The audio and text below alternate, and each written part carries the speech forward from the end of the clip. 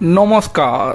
কালীগঞ্জ বিধানসভা উপনির্বাচনে বিজেপি যে জয় পাবে না এটা অনেকেই প্রথম থেকেই জানতেন, কেননা পশ্চিমবঙ্গের ভোটের রাজনীতিতে 2021-এর বিধানসভা ভোট থেকে গণনা কারচুপি একটা অন্যতম গুরুত্বপূর্ণ সমস্যা হয়ে দাঁড়িয়েছে। এর পাশাপাশি কালীগঞ্জ বিধানসভা উপনির্বাচন যে বিধানসভা এলাকার মধ্যে পড়ছে সেই এলাকাতে প্রায় 50%-এরও বেশি মুসলিম ভোট আছে। তাই বিজেপি যে এই আসনটি জিততে পারবে না এটা তারা প্রথম থেকেই জানতো। আর এবার সেই গণনা কারচুপি নিয়ে কালীগঞ্জ বিধানসভা উপনির্বাচনে যে খবর সামনে আসছে, সোমবার সকাল 8টা থেকে পানিঘাটা উমা দাস স্মৃতি উচ্চ বিদ্যালয়ে কালীগঞ্জ বিধানসভা উপনির্বাচনের ভোট গণনা হবে বলে খবর ছিল। জানা গিয়েছে মোট 2টি কক্ষে 16টি টেবিলে বসানো হয়েছে।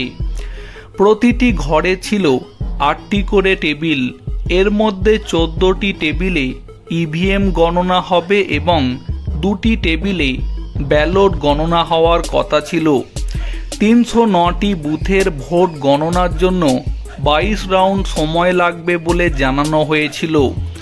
রাজনৈতিক দলগুলির আশঙ্কা প্রতি রাউন্ডে প্রায় আধ ঘন্টা সময় লাগলে চূড়ান্ত ফল প্রকাশ হতে রাত 8টা কিংবা তারও বেশি সময় লেগে যেতে পারে।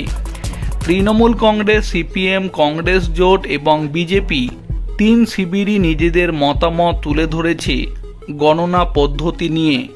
বাম কংগ্রেস জোটের দাবি গণনা প্রক্রিয়াকে ইচ্ছাকৃতভাবে ধীর করে দেওয়া হচ্ছে, যার ফলে ভোট গণনার স্বচ্ছতা নিয়ে প্রশ্ন থেকে যাচ্ছে।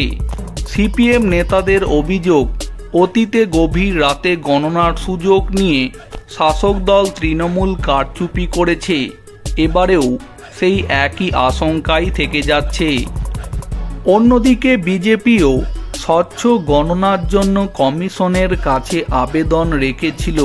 পাশাপাশি কংগ্রেস অভিযোগ জানিয়েছে ভোট গণনার শেষের দিকে বিজেপি প্রভাবিত মাটিয়াড়া ফরিদপুর এলাকার বুথ রাখা হয়েছে, যাতে রাত বাড়লে বিভ্রান্তি সৃষ্টি করে অনৈতিকভাবে ফল ঘোরানোর সুযোগ তৈরি করা হয়।